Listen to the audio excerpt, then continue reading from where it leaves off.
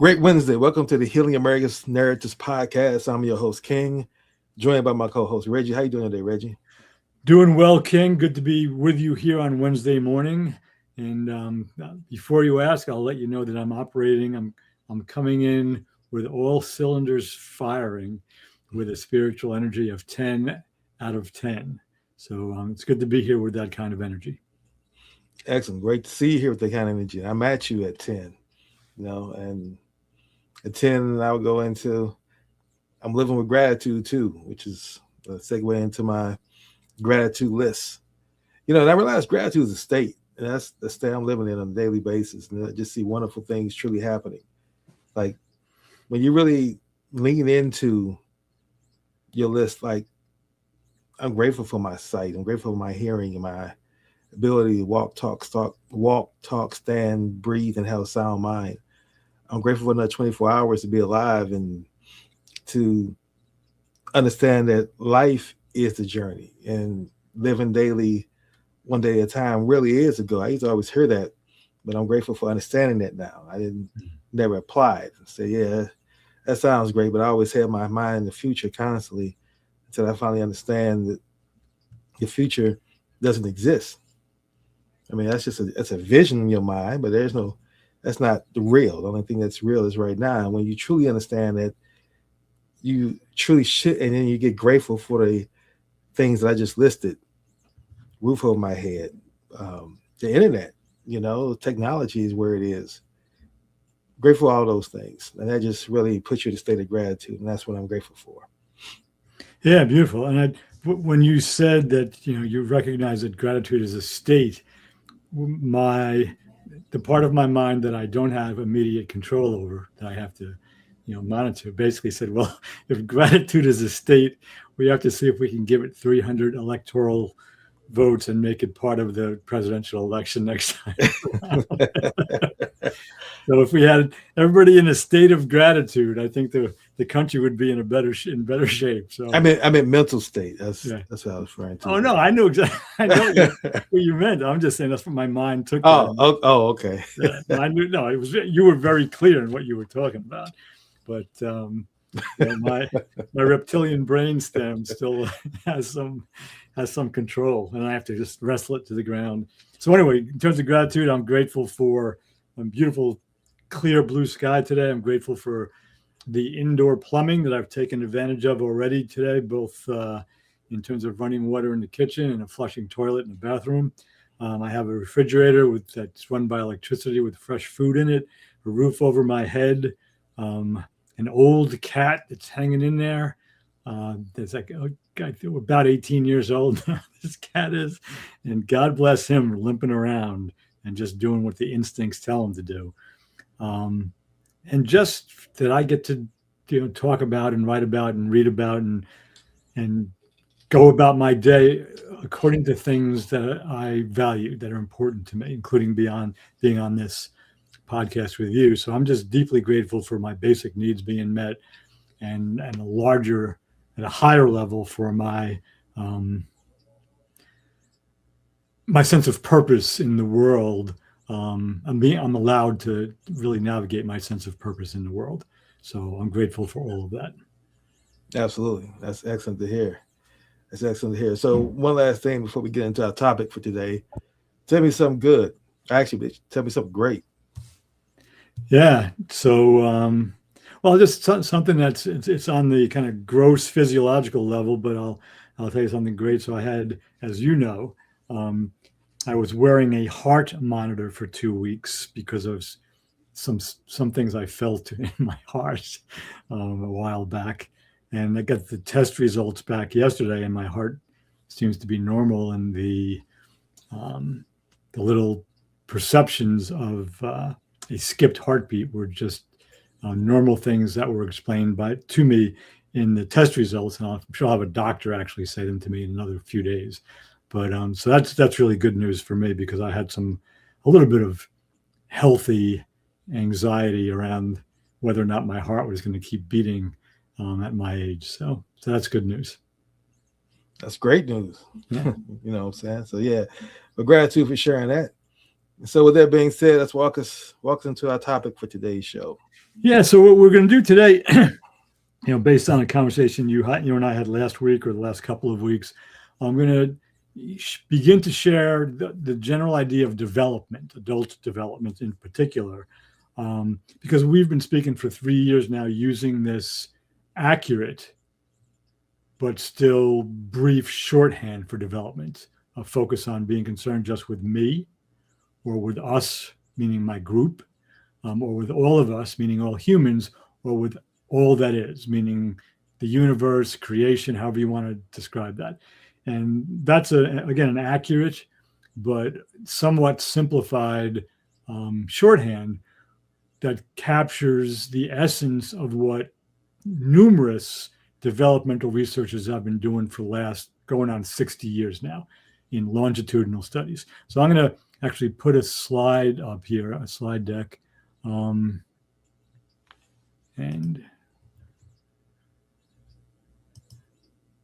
let me just get this.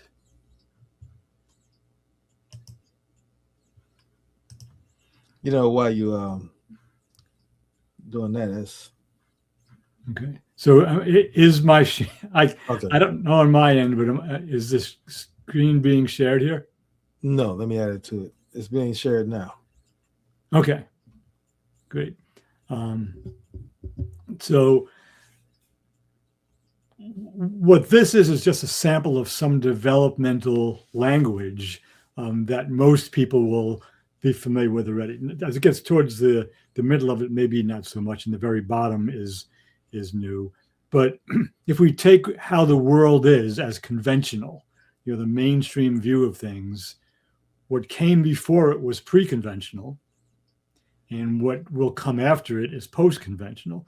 So let's just say back in 1776, the conventional worldview of the colonies was that they wanted to fight back against what they thought was unfair rule by Great Britain. Previously, they had been accustomed to that. That's how things were. A king or a queen told you what to do. That was pre-conventional. But the convention at the time said, all right, we want to try to develop a democracy. And then what has happened since then, post 1776, would have been post-conventional then. So that's just some general language. More specific, if we speak about from a scientific standpoint or even from a cultural standpoint, modernity is the time in history that brought us science and reason, and any time before modernity was pre-modern. And then there was the modern period, and then maybe 150 years ago there was a postmodern period began, and then now available to us is a postmodern period. So this is just a type of language that's involved in development. There's a thing, there's what preceded the thing, and there's what follows the thing. An easier way to see it is if we look at how human beings, how human societies operated. Our earliest ancestors that were, human, were hunter-gatherers or hunting foragers, and they were gradually replaced by horticulture, meaning we would plant things and tend to them with little shovels and sticks and hoes. And then agriculture, once we put a plow behind an ox, we could develop more food than we could just with horticulture. And then industry came along and changed how we operated as human beings.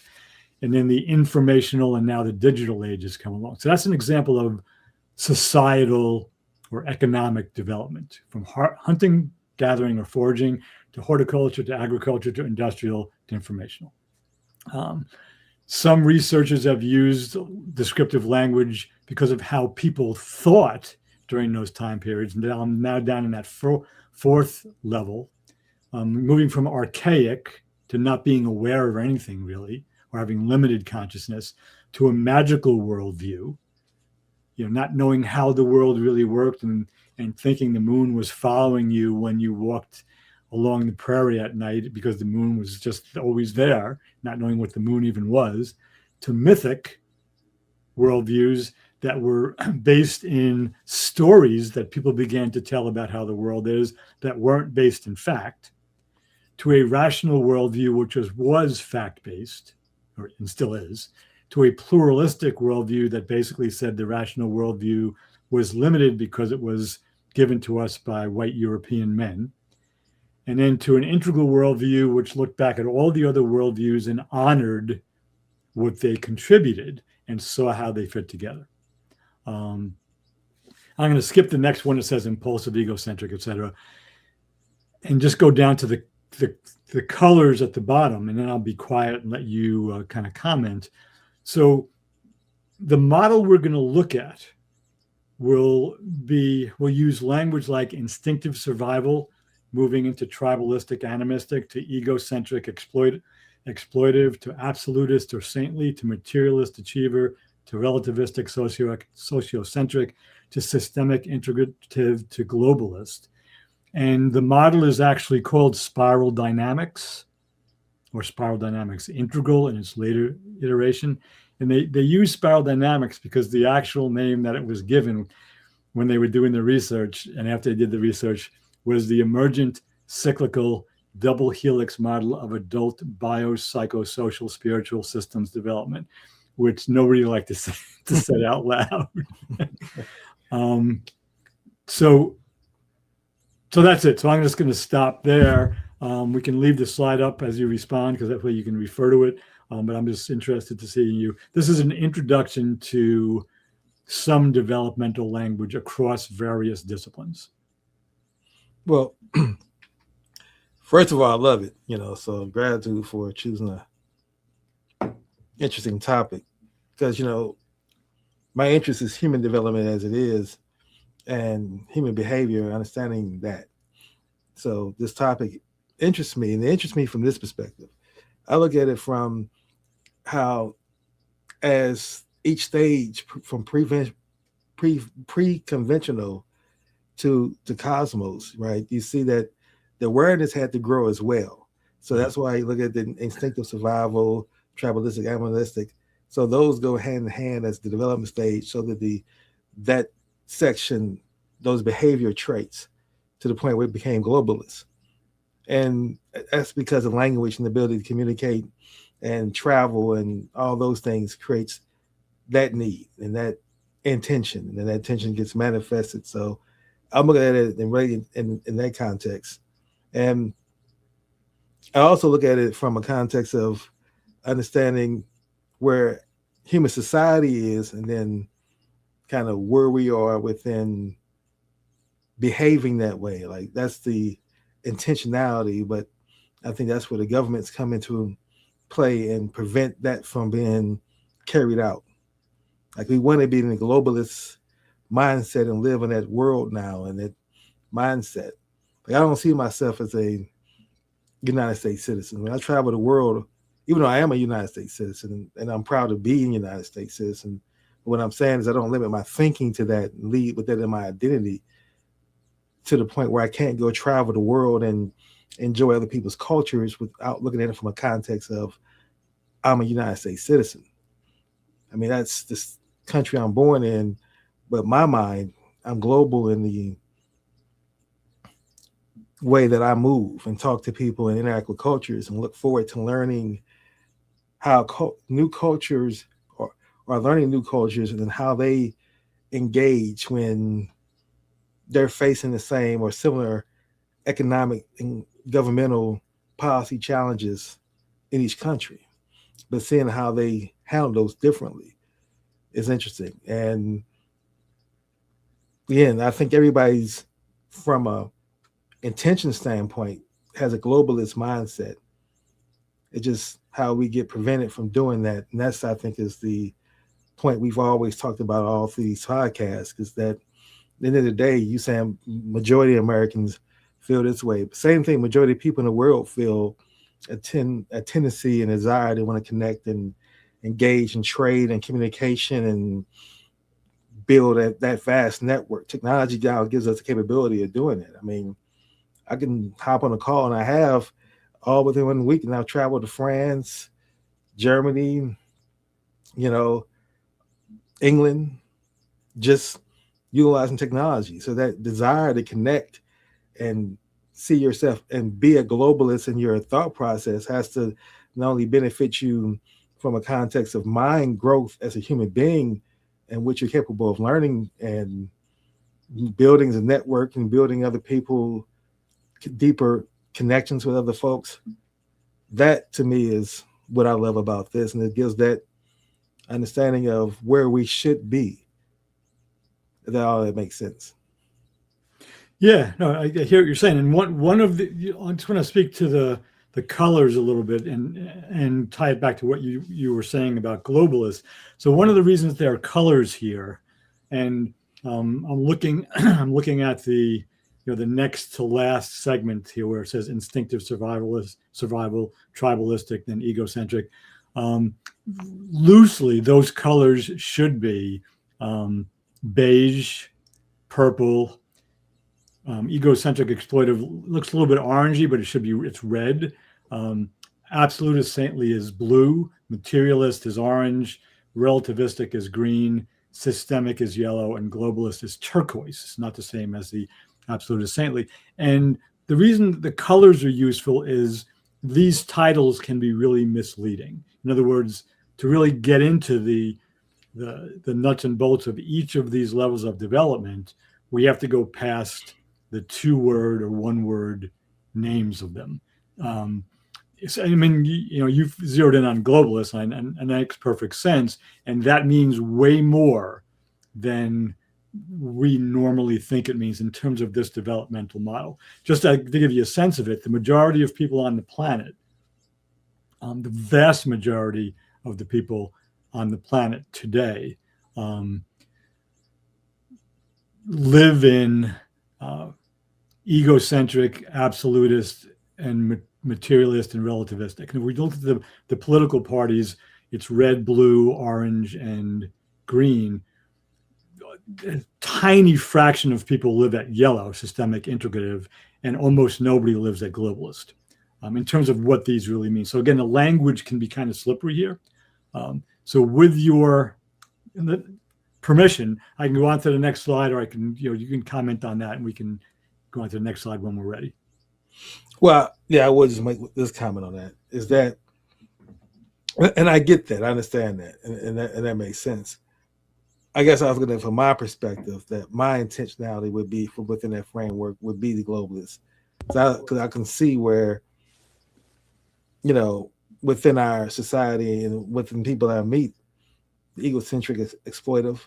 I mean, that's our current president. That's our current culture here in America. That's America's mentality to me, as far as I'm looking at it from that perspective.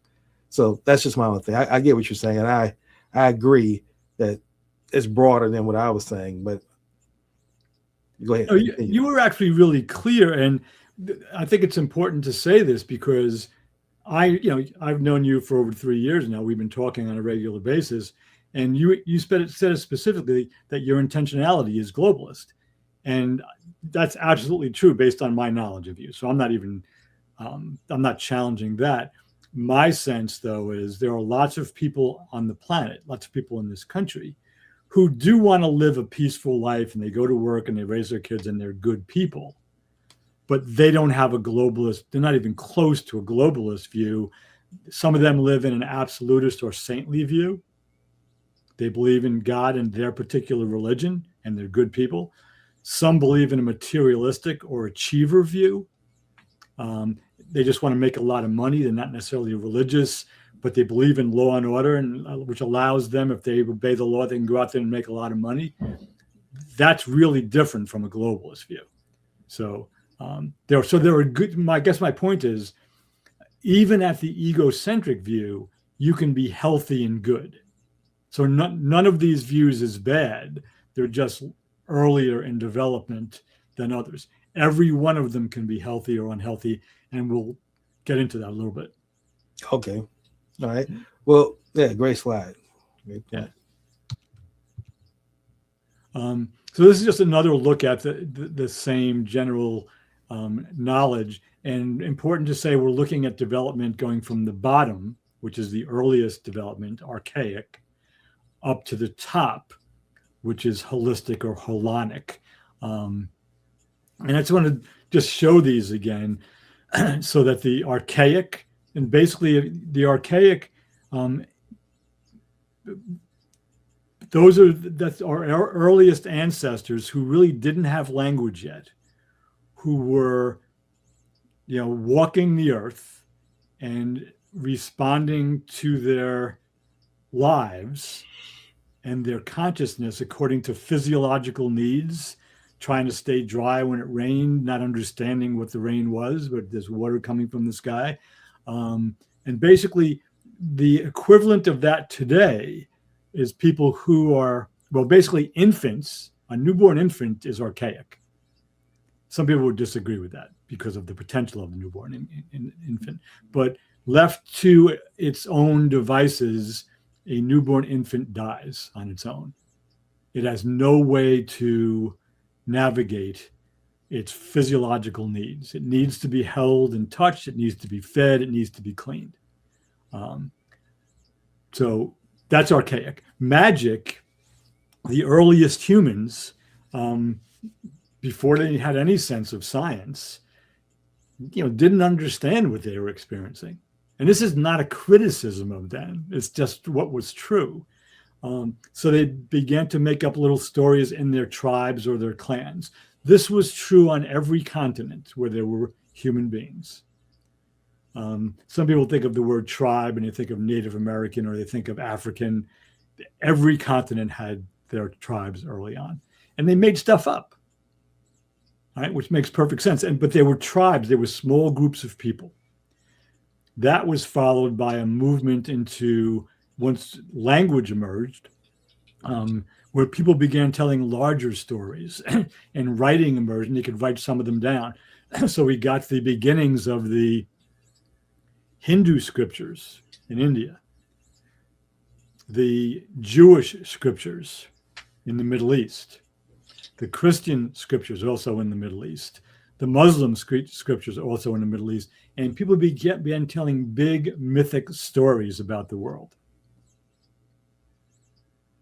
And then Galileo, Copernicus, and others began to look through their telescopes and challenge some of the myths of the religions. We have the rational scientific view. And then, within the last 150 years or so, some women and other people and people of color began looking at the rational scientific or modern model, said, yeah, that's all white guys from Europe. And then from America as well, telling that story. There's some other stories. There's more of a pluralistic view of the world. And then the integral and the holonic came along, and I'll say more about them in the next slide. But basically, the people on the planet now who have power and who are being hurt by that power are living in magic, mythic, rational, and pluralistic worldviews, pre-modern and modern worldviews. And we'll get into the nuts and bolts of that on the next slide. I see exactly that. That's to me, the framework explains it perfectly, because that gives you an understanding of grace to the people who are living that, because of how far they develop in a mental growth and a spiritual growth, in their soul growth, right? Because to me, I look at everything being about, once you understand energy is everything and everything is energy, it's either an increase or there's a decrease in your actions, your behaviors. Things that increase, that's what you want to lean more towards, so you can stay always increasing. The human is that it's impossible to always stay increasing. So the goal is to get as much increase in life as you possibly can and less decrease. So just with that framework, I want to live at a point of, like I said, globalist. And I know most people don't live there. And I think that's what the problem is. They don't see the benefit, and they live, and they're archaic and magical and mythical without even understanding why and what their experience in life through the victim lens. And then of those who even get to the point where they can rationalize it, as you say, so from a scientific standpoint, still doesn't evolve them to the point of being able to connect and create things, and they're probably still living within their shadow selves, operating as their primary identity if they're in those lower tiers. Is what I'm looking at as well. So that's would be my comments. Yeah, great. So we're good to go on to the next slide. Absolutely. So I'm pretty sure, I'll find out in a second, that the next slide, which for some reason isn't changing here. There we go. So this one is kind of busy. I apologize for that, but I'll go through it one step at a time. It's actually not new. It's just more detailed from what we've been saying. And this is the first slide that specifically addresses spiral dynamics integral. So just a couple of things. You'll see that, again, we're going from the bottom to the top. So the earliest developmental level is that beige level. There are actually at least two more above this turquoise level, but they're not researched enough because nobody has them, so they're not on this slide. But you'll notice that the beige, red, orange, and yellow are all the way to the left-hand margin. And that's because they tend to be self-expressive or individual levels of development. It doesn't mean they don't interact with groups or care about groups, but they tend to have more of a concern with the individual. And then the purple, blue, green, and turquoise are indented from the left-hand margin. That's because they tend to be self-sacrificing or group orienting and more from a we perspective. So there's nothing wrong with I or we when it's healthy. But these particular levels of development tend to go back and forth, and which makes sense. After a while, if you spend too much time just in yourself and you realize that, you want to go back out into the world and interact with the group. If you're spending too much time under the influence of the group, you can go in and dig a little bit deeper into your own development. So blah, blah, blah. That's an overview. So the instinctive, I'm going to just click on something. There's a thing at the bottom of my slide here, and tell me if anything goes away. Did anything change? No. Okay, good. There was a little message at the bottom of my screen, and it was blocking part of the screen. And I just clicked on it and got rid of it. I was afraid I was going to destroy the earth or something.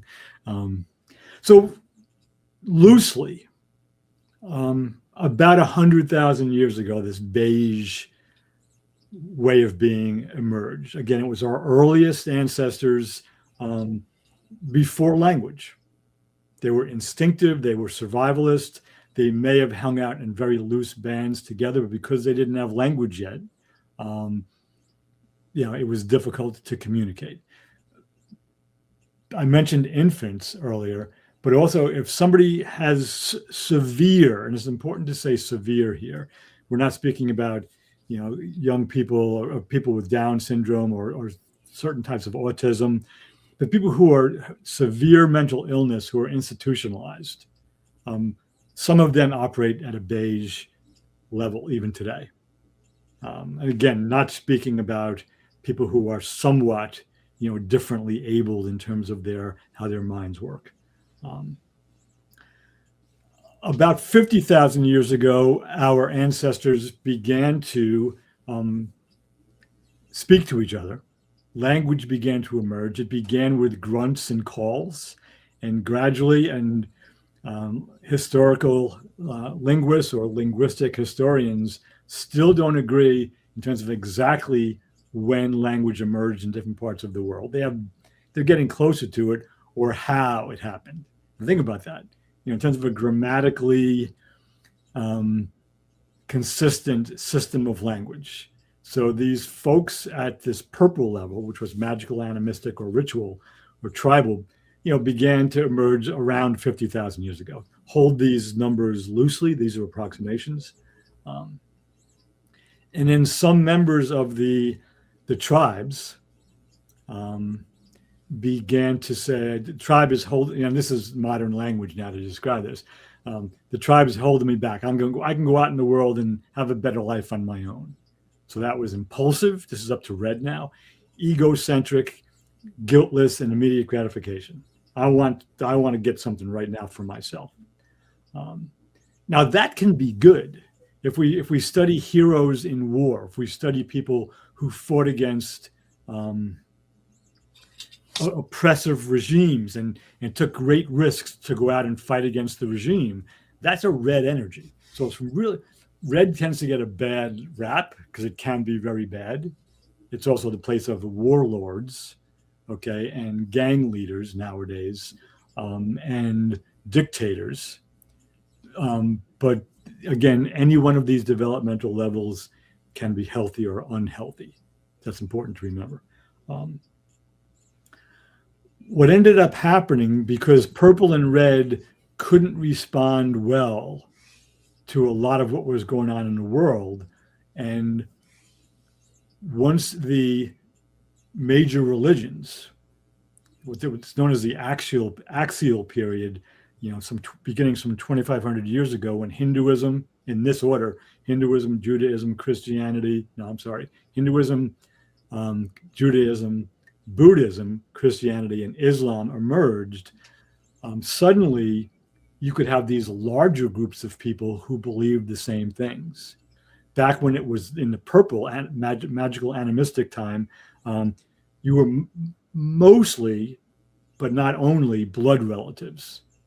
There were some people you would meet and they would join your clan or you would join theirs, but it was more about blood and geography.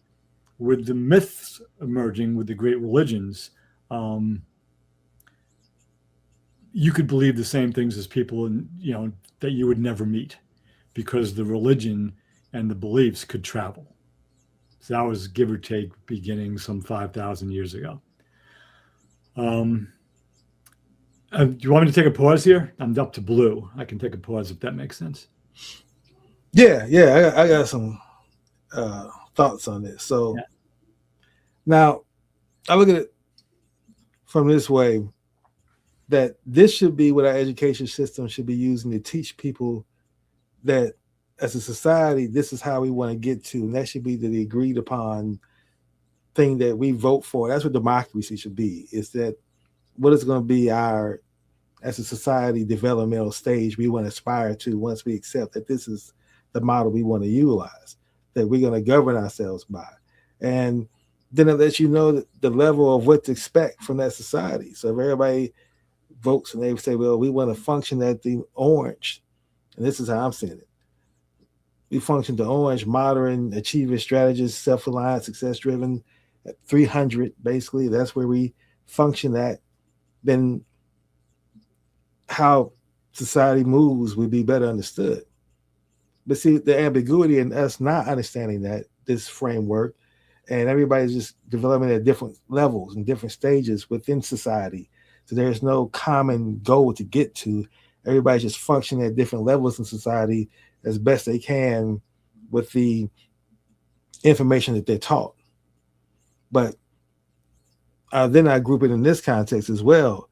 See, for my framework, America, or no, not America, the construct teaches that to be successful in the construct's value system, you have to be maverick. You have to be, pull yourself up by your bootstraps. You have to be at John Wayne initially, or that Clint Eastwood, that character who just goes into town and does what he needs to do to get the job done, and be damned who gets in his way, and be damned the consequences. He lives at that he will survive mentality. And that's what gets applauded. That's what gets rewarded and celebrated, written about. But then when your person fails trying to follow that logic and that thinking, then they tell you that it's because of your group, because of your tribe that you're in.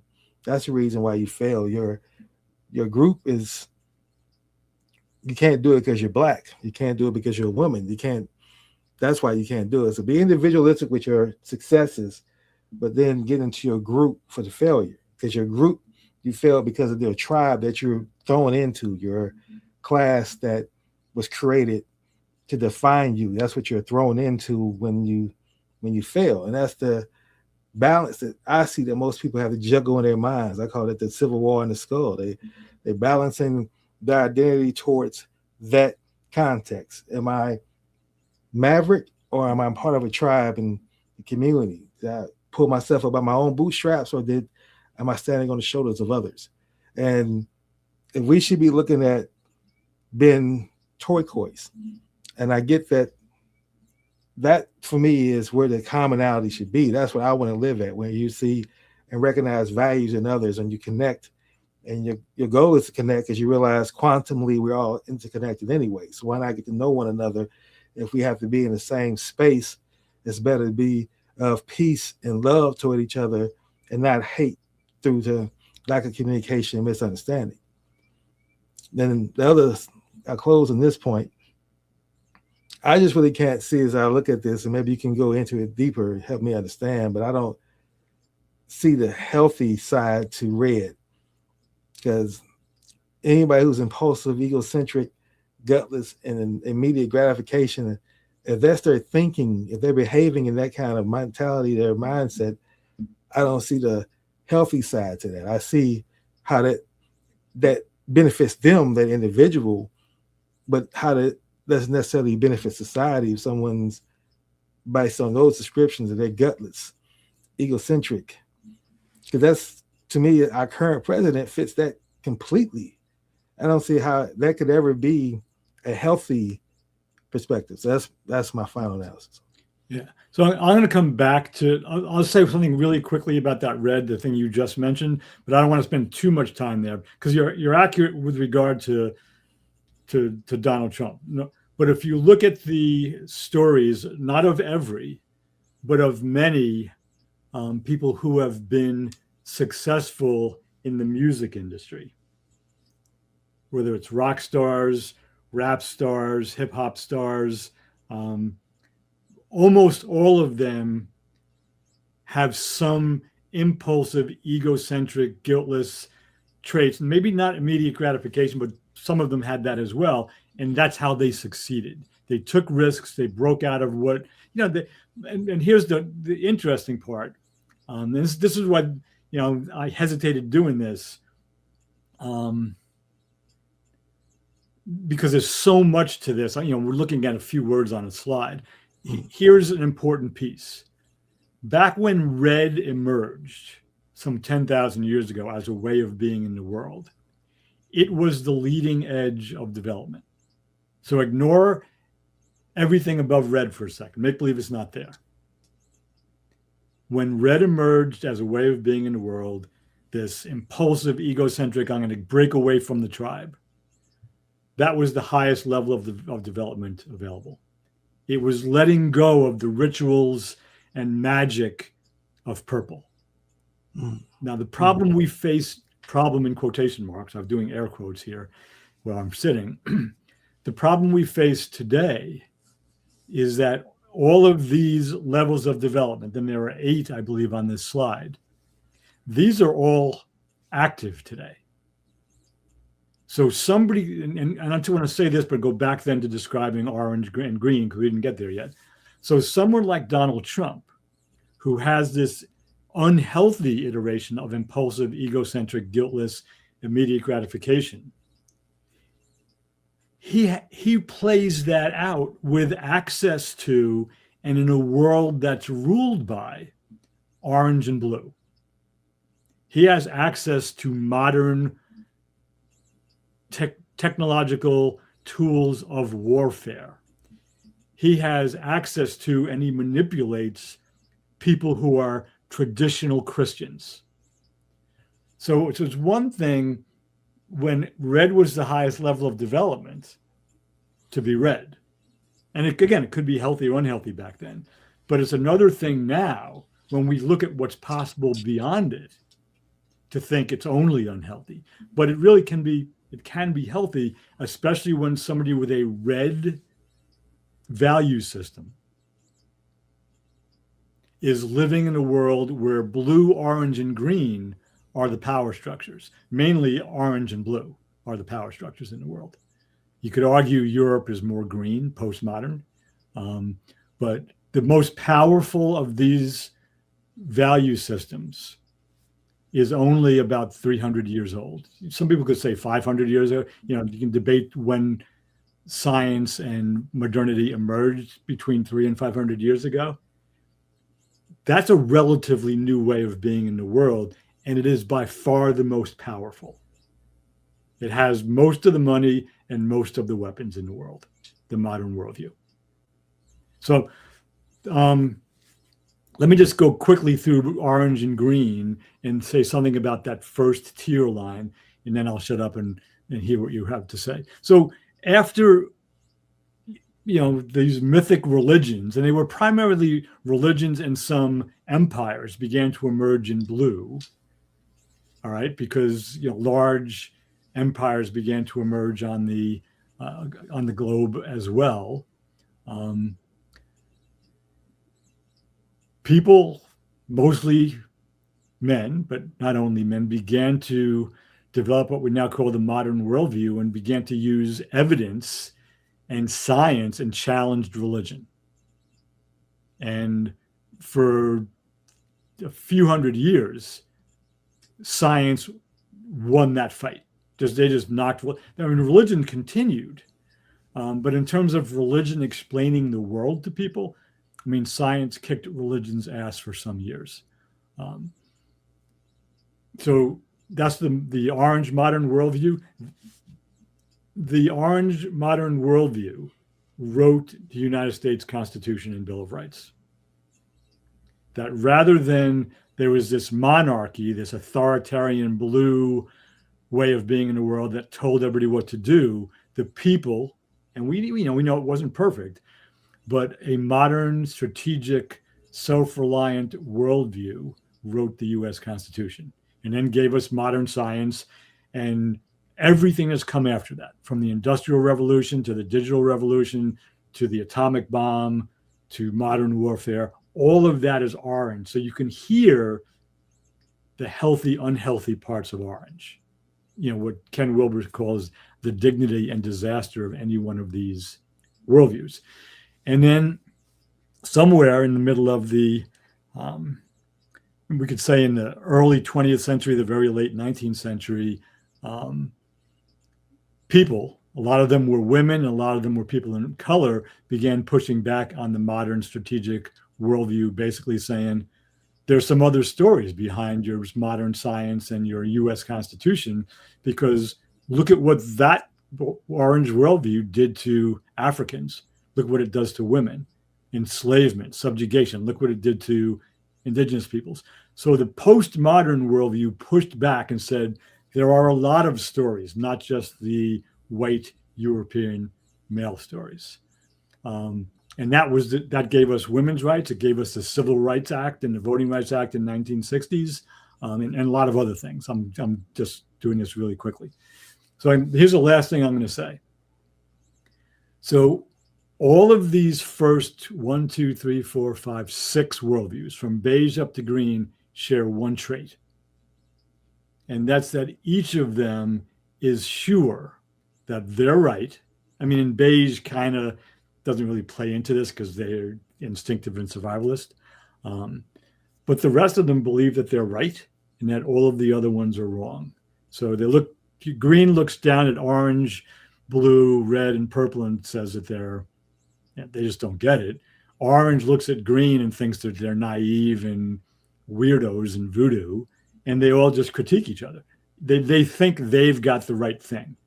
So each new level of development thinks that they've solved everything. And obviously we know that that's not true. So I'll stop there. And then I hope that helped a little bit, that little kind of fleshing it out a little bit more. Yeah, it did. It did. So much. And so that I see we look at it from different lenses. Like you look at it from a worldview context and the human development over history as well. And I get that. And I'm looking at it more from the lens I'm speaking through is from my perspective of the people I know in the world today. And I see people at every level in the world today of this. And that's how I'm speaking from only within that context of it are my answers based in. And now, so in other words, I know people in my old neighborhood or in my current neighborhood in my family who are have an instinctive survivalist mindset, right? So I think that's an excellent description to describe how they are. And once you understand where people are within a framework such as this, then that helps you understand that which one of these you want to be in yourself and operate. Because you're right, everyone's going each one of them going to think theirs is the best.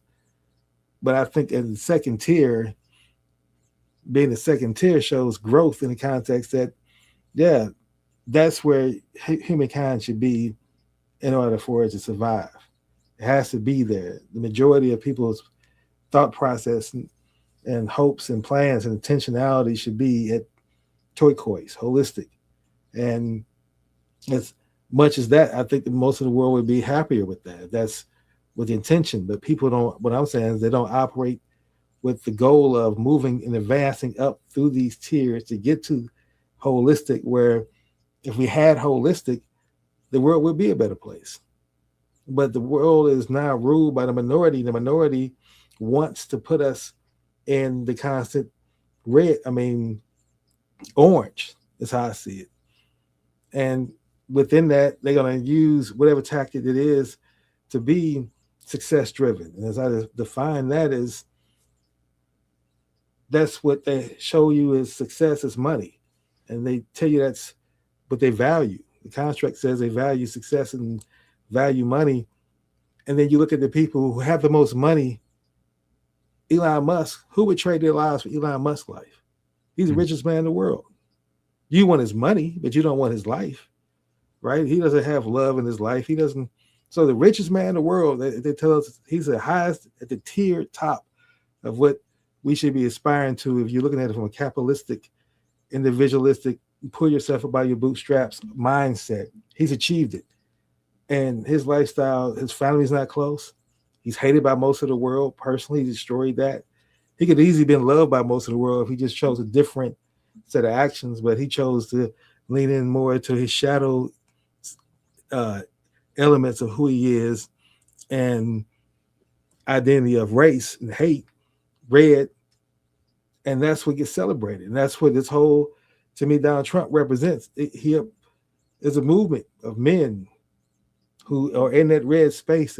That's his, or a part of his mega base. And a lot of them had the ability to grow and over social media and grow that mindset. And they fed into that. And Donald Trump represents that very well. I mean, when you remove, if he's not targeting you personally, so if you're a white male, he's not personally targeting you, you can look at him as a hero. If you're going to be in that mindset of, I got to go for myself, it's immediate gratification, it's all mine. With the rappers, as you say, talk about as well. I mean, they're talking about the same thing. But then it also shows you the tragedy of that. As you talk about that, Tupac dies, Biggie dies. The ones who really were successful at that, showing you what they were doing, so egocentric, guiltless, immediate gratification. And that became the culture of rap, where I grew up and rap was everything. Rap was political. Rap was partying. Rap was just Will Smith parents just don't understand. It wasn't that level, but that got turned into that because, again, the construct likes to divide people, and they begin to only promote one rap and hip hop as one culture, and that's what gets sent around the world. Is that when you think about hip hop, you think about it from that context. That's all it is, and that's not what it was. So then I look at the blue and mythical. That's the church, basically. That's how I looked at in that for my framework. That's the church folks, and they're going to be having their authoritarian views of how the group centric is ran and governed from a spiritual context, and trying to establish spiritual values and governance over how people practice their understanding, their connection to the universe through God. But then all of them have their issues, and the more wars have been fought over religion than for any other reason in the world. So I just look at it as an excellent way to analyze the world through what I consider a fully human perspective, if I put myself in that context. And it's an excellent way to categorize people, and that's the system engineering me. I can easily begin to categorize people in my life that I know and put them into these categories to help me understand how not to take it personal, but just that's where they're thinking, that's where their mindset is. So Yeah. So great. So what I want to do is I want to close off just making 2 or 3 final points about this, because we could spend a lot more time. And again, I want to reiterate that this slide and the previous slide isn't spiral dynamics integral. It's an overview of each of the levels, but it doesn't really get into the nuts and bolts of each one. So first point I want to make is that on average, for people who really work at their own development, these aren't things you can choose. These are things that, your way of seeing the world shifts. And for people who really work at this and involves meditation, means understanding, the research shows that it takes 6 to 10 years to move from one developmental worldview to another. Now, I was born basically into a blue mythic worldview, God and country, Roman Catholic, United States of America. And blue, it can primarily be about religion, but it's also about nation. You have the same mythic, authoritarian, group-centric, traditional view of your country. Many people do around the world, not just in the US. So blue isn't just religion, but it tends to be religion and nation. But the point I want to make, though, is these aren't things you say, okay, I want to be blue, or I want to be green, or I want to be turquoise. Want to be doesn't matter. You can kind of understand the levels, but to really live in a level, and you can't skip one. You can't go from blue to yellow. You can't go from purple to orange. You do not skip. You can't skip in development. You need to grow through each developmental level. Some people do it more quickly. Some people do it more slowly. Nobody can skip. Right. And then the last thing I'll say, and I'll probably take the slides down so we can begin to bring this to a close, because I'm kind of monitoring the time here. Right now, in a high-level view of the United States, and again, think that these can be healthy or unhealthy levels of development. So green, orange, blue, they're not, none of these are automatically good or bad. They just are. Moderate Democrats and Republicans in the United States basically live, on average, in a healthy orange view. That's the center of gravity. There's no doubt about it. At the extremes of the right in the United States, the MAGA Christian right, that's unhealthy blue, where they're pushing this mythic, authoritarian, group-centric, traditional view. And at the extremes of the progressive or democratic left is the green postmodern view, the people who did use wokeism and critical race theory as a weapon, who tried to bludgeon people. You're not woke enough. That's the unhealthy green. And the problem we're faced with now is we have a guy and several people with him running the whole show who inherited a lot of wealth from his orange father, but he basically moves through the world in red. So Donald Trump is this impulsive, egocentric, guiltless guy who just wants to win every moment. He manipulates the mythic, authoritarian blue people in order to win in an orange game with the military and the nations and the money, and to, basically mock the green. That's again, that's a gross oversimplification, but it's an accurate assessment. So the soul of America is being navigated through green, orange, and blue value systems, and being led by a guy who operates at unhealthy red. So that's why it's such a mess now, because all of these are around, and people don't know they have developmental worldviews. The leaders who really who are promoting diversity, equity, and inclusion, who understand critical race theory, most of them don't know developmental levels. They're really good in their fields, but this is the missing thing. And some of them, again, the people who are at green would just push back against it. because they don't want to be told there's something beyond where they are. They want to be the final word, and they're simply not.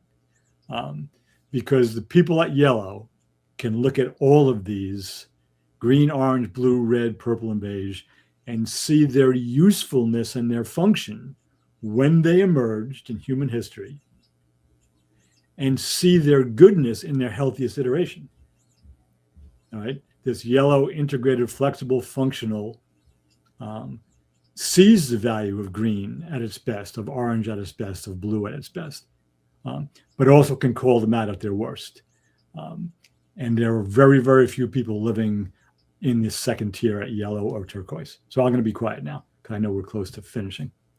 Okay if I take down the screen? Well, no, hold on. I just want to make this comment about it. I understand what you're saying, and I don't necessarily, from which we've talked about, and you said so much more to it, Brandon, I give it that. I'm just saying from what we discussed so far, and my understanding of it, I look at it as, I interpret it as identity. So if a person's identity, and I'm looking at it, my identity, you can change your identity as you grow, and you should. Now, I don't see how someone can say I'm locked into green, because unless they have an opportunity to listen to what my perspective is. And I'm really aware of for me, my identity as it ranks in these tiers. And I operate intentionally there, not to say I'm superior to anybody. I'm just saying that can be achieved, is what I believe. I don't believe that it takes, Donald Trump can change if he wanted to. He could be a better person. Now, will he? No, he could. I mean, so that's my point. That's all I wanted to say. Is just that I hear what you're saying, and I'm not arguing your framework and the logic of that. I'm just saying that for me, I look at it as identity. And within that identity, it's a description of your perspective. Like, I'm never going to be a person who just sees diversity initiative programs and push for that. It's about seeing the humanity in everyone, and that energy and everything is energy. That's bottom line. I really live at that mindset. There's no, I want my particular group of people, and that's all I listen to, is their perspectives. No, I see the limitation in their thinking, because again, they still believe in a construct. If you're arguing for diversity inside of a construct, you're never going to get it when you understand that it's not in your best interest. It wasn't built for you to have, for the diversity within it, when you understand the system of it. So that's the point. That's the perspective I look at it from, and that's how I analyze it. And I was speaking it from that. But I think it's a great discussion that we've had, and I think it's something that more people should look at. Because at the end of the day, we have to begin to look at how we can connect in this world. If not, the world has been destroyed by the minority. So.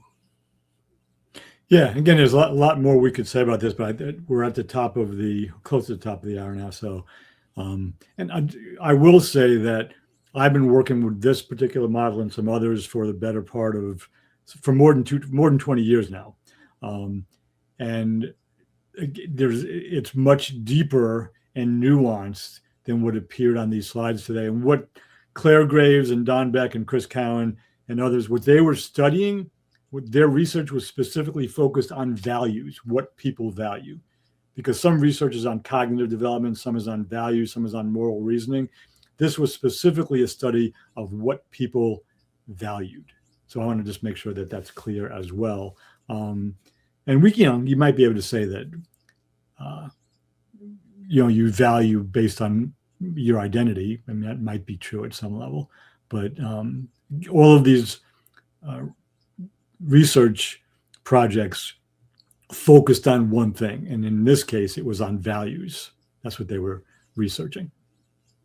Well, I think it's a great slide. I think it's a wonderful discussion. I think it's helpful information, Reggie. I appreciate you saying that. And as we get ready to wrap up our show, any last thoughts you want to share as far as how we move forth? And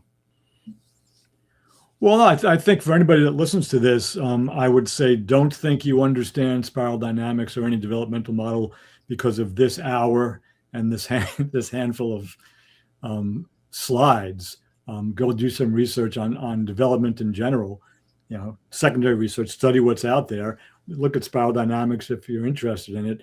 I picked this one for us to start off because it's been used in the world.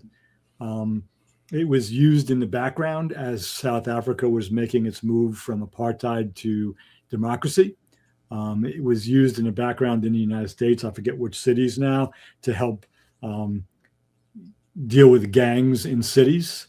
And it was basically showing people that their differences weren't necessarily about skin pigmentation, but it was more about what they valued.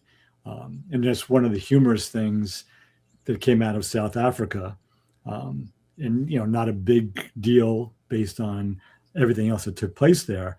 But they found out that when asked about television shows, the Afrikaners, the white people from Holland, who had run the country under apartheid for years, one of their favorite TV shows was The Cosby Show, because for them, it represented family values, which they valued, even though it was a black guy in a black family.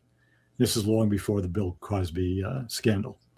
And when they spoke to the native peoples, the indigenous peoples of South Africa, the blacks who were there, what their favorite American TV show was Dallas, because they wanted to move into a modern, achievist, successful, self-reliant way of being in the world. In Dallas, it's kind of an unhealthy orange, about the oil people in Texas. But, they had been kept subjugated by the blue apartheid system in South Africa. So they aspired to the next thing. So that's kind of a humor story that came out of the work that Don Beck and others did in South Africa in the background when Nelson Mandela and others were moving that country toward democracy. So I'm going to. All right. Well, yeah, so we go ahead and get ready to wrap up our show with focusing on ending with lifting up someone who we see as being fully human and either past or present. And so with that being said, Reggie, I'll give you the floor first. Do you have anybody you have in mind that you want to lift up for today's show as example of being fully human as we wrap up? Yeah. Actually, I'm going to, because I'm unprepared, but I studied with Don Beck, who passed away some years ago now, over the course of about 3 or 4 years. I was in person with him for about 15 days over, probably 3 different trainings. And I'm going to hold him up because he took this body of work. He and a guy named Chris Cowan, developed it further. The primary researcher was a guy named Clare Graves, who was one of Beck's teachers. But Beck was not just a psychologist and a researcher, he was an activist. So he's the guy that took this work. He made over 60 trips back and forth, basically from North Texas, where he lived, to South Africa. And I don't know how many trips he made to different cities in the United States, using spiral dynamics to help people understand that many of their differences were values-based, not race, ethnicity, or skin-based. And he was an interesting character, funny guy, brilliant in his own right. And it was like of all the problems we have with Texas nowadays. I mean, he's from North Texas, and he wore cowboy boots, and he was just a good guy. So I'll just say Don Beck, good guy. All right. Yeah. Well, I'm going to choose, since you mentioned South Africa, I'm going to choose Nelson Mandela. I'm going to say Nelson Mandela because of the fact that he is an epitome of the word forgiveness. For him to be able to suffer what he suffered, to endure what he had to endure, not only the prison term, 27 years, and destroyed of his marriage to his young, beautiful wife, Winnie, and all the challenges he had to deal with. But prior to that, the uncomfortable of this apartheid period on top of that. And the brutal treatment and the losses. And he came out a man who wasn't about hate, wasn't about getting revenge, wasn't about, and was willing to rebuild a new government with enemies that had imprisoned him. That to me shows forgiveness. That's a level to achieve to. And I honor that. I honor that ability to do that. And that to me is the key definition of seeing things as energy. When you realize that at the end of the day, this is just really a skin suit, and you don't function in the realm of race. Because if you function in the realm of race, you can't forgive that. You got to be able to see that I got to look beyond just my hatred of him as a white man and see that what's in the best interest of the country and what's in the best interest of the world going forward, and what's in the best interest of the country and the world is peace and love, and we can rebuild the economy together. And seeing that from that perspective, that angle, as a globalist, and that decision making, to me is something that needs to be honored. I honor him in that respect. So yeah, amen. All right, so we're going to wrap up the show now.